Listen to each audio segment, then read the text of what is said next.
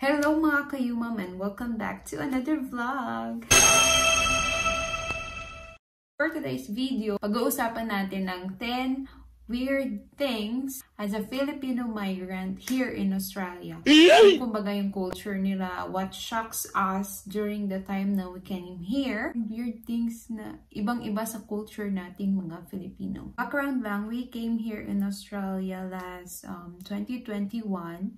Nauna yung husband ko dito. So, ako tsaka si Tali, yung first daughter ko, we follow here, yun nga, year 2021, December, I think.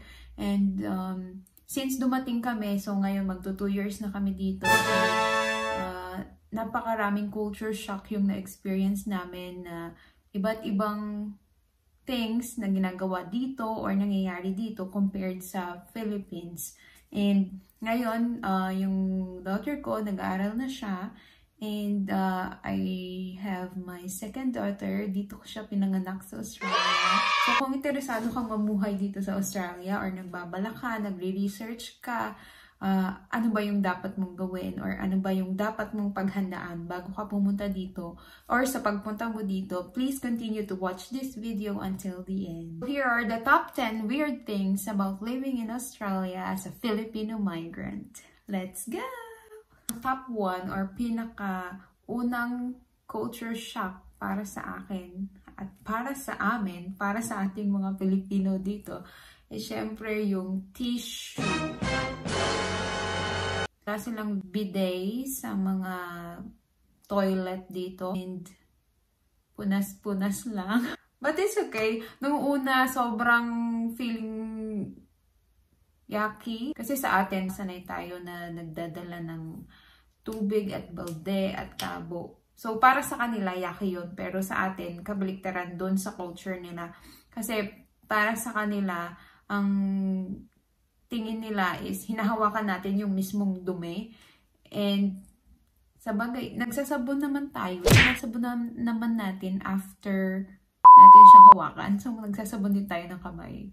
So, ganun yung logic doon. Kaya, hindi nila tinatouch mismo directly yung poo. Una, sobrang naninibago ako sa culture na yun. And makati talaga siya.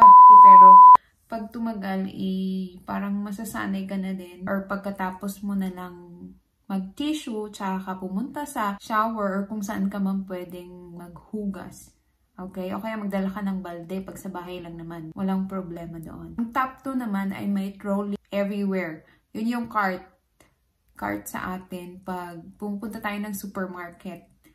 Like SM, o kaya sa groceries. Trolley yung tawag nila dito. And yun, pwede mo siyang iuwi sa tapat ng bahay nyo. Diba? Sobrang weird. It doesn't matter kung dalhin mo siya sa bahay mo. Wala silang pakialam doon.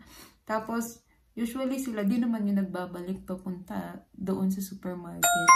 So, kung marami kang pinamili, wala kang sasakyan at malapit lang naman yung bahay mo. So, pwede mong dalhin yung trolley. Bakit hindi pinagbabawalan ng guard na ilabas yung mga trolley? Pero walang guard. Walang guard sa supermarket kasi dito usually, meron nga silang self-counter na ikaw mismo yung magbabayad. So, may mga cameras yun. Hindi uso yung nakawan na hindi ka magbabayad. Mahuhuli ka talaga. Minsan, makikita mo lang siya sa streets, kung saan, malapit sa supermarket, ganun. So, culture shock yun kasi sa atin, hindi natin mailabas yung mga cart. Hanggang parking lot, pwede. Pero hindi natin sila pwedeng uwi sa bahay. Top 3. Ang pangatlong culture shock sa amin, syempre, of course, yung weather. Dito, meron silang 4 seasons. Winter, spring, summer, and fall. Fall or autumn. Para sa amin, since we are located in Melbourne, yung 4 na season na yon, pwede mo siyang ma-experience sa isang araw. December is summer here. So, kala namin, pagdating namin ay sobrang mainit, gaya lang ng sa Pilipinas. Pero minsan malamig pa din, lalo na sa umaga, sobrang lamig. Nagle-less than 10 degrees and ayun, hindi namin in-expect na parang halos buong taon malamig. Kahit spring, malamig pa rin talaga siya. So, be ready kapag pupunta ka dito. Ang number 4 naman ay yung kanilang language. Sabihin natin na English din, pero iba yung English nila dito. May sarili silang English, ganon, parang ganon. Mahilig silang mag-shorten ng mga words, like, for example, afternoon dito is arvo, and then breakfast, breaky, barbecue, Barbie, si Barbie. Yung McDonald's nila is Macas. Kahit yung sign nila, pag pumunta ka ng McDonald's dito, yung sign nila dun sa mismong restaurant is Macas. Kahit yung mismong apps nila, Macas apps. So, it's not McDonald's. So, yun yung nakakashock.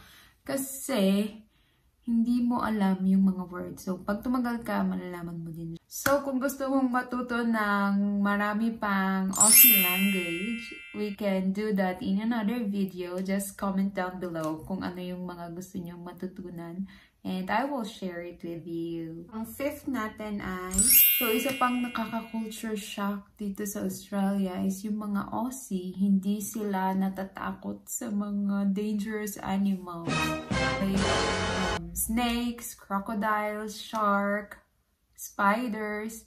Siguro sanay na sila dito. Pang 6 naman natin ay, ang pagdating namin dito is yung mga doors are leave unlock. So, walang mga lock except doon sa pinaka main door, sa garage, and then sa back. May mga lock siya, pero yung mismong mga rooms, wala siyang lock, guys.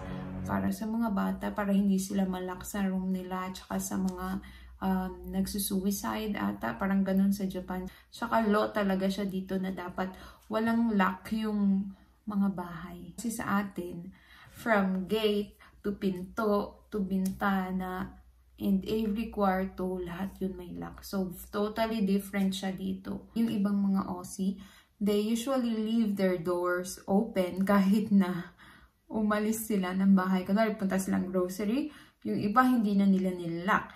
Minsan, tutulog sila, pero hindi nakalock yung main door. And one time, na-experience din namin yan. Akala namin nakalock na yung door, pero hindi pala, but nothing happened. So, maganda dito, guys. Maganda sa Australia when it comes to safety din. Ang pang-7th weird things for us as a Filipino migrant is yung mga malls. Ito yung medyo, nakakalungkot at nakakatipid. Kasi sa Pilipinas, open yung mall natin from Monday to Sunday. Especially bukas sila ng weekends, diba? Like hanggang alas 12 ng gabi. Tapos open siya for holidays, Pasko, Bagong Taon, name it. Dito sa Australia, guys, bukas ang mall from 9 to 5 p.m. So, bukas sila from 9 to 5 ng Monday, Tuesday, Wednesday. Open naman sila ng Thursday, Friday, Saturday ng 9 a.m. to 9 p.m. 9 p.m.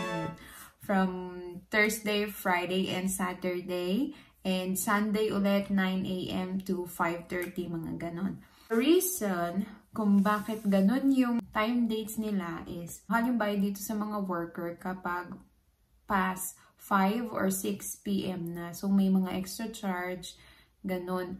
So, usually, yung mga employer or yung mga malls, open lang talaga sila sa mismong time na 9 to 5, which is yung normal working hours dito. And kaya naman siya bumaba ng 9 p.m. ng Thursday, Friday, Saturday. Kasi guys, usually dito ang sahodan ay weekly.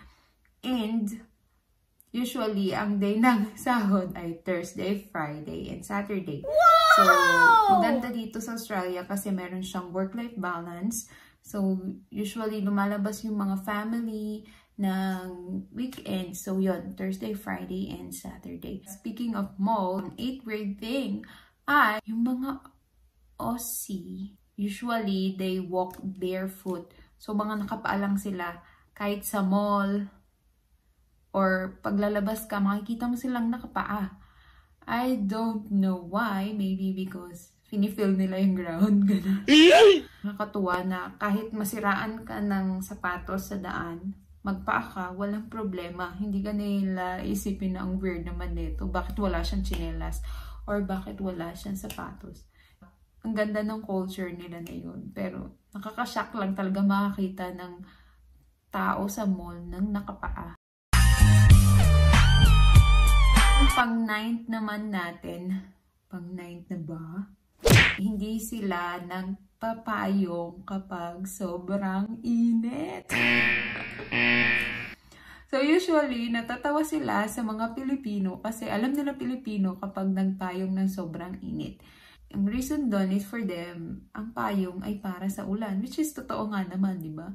Para sa heavy rain. So minsan dito kahit umuulan na, meron lang silang raincoat and boots.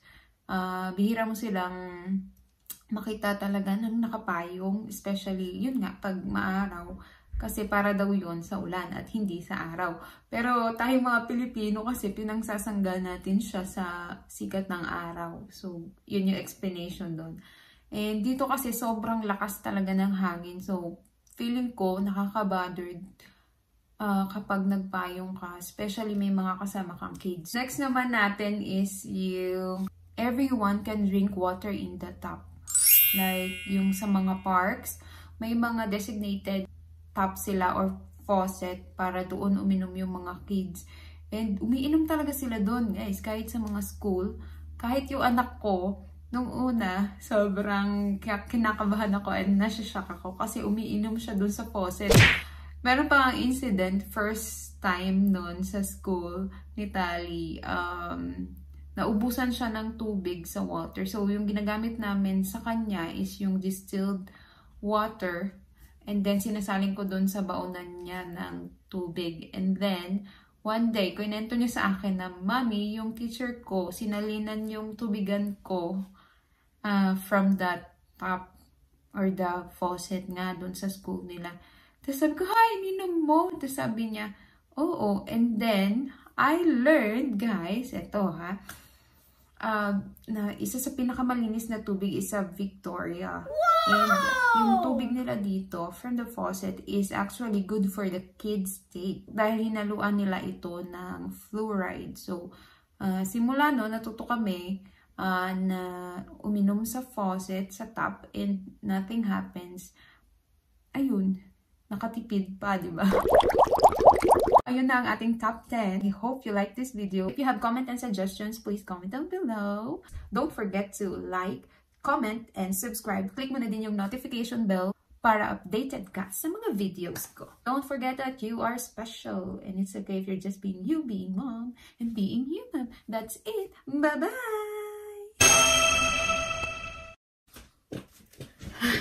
Okay? You ready?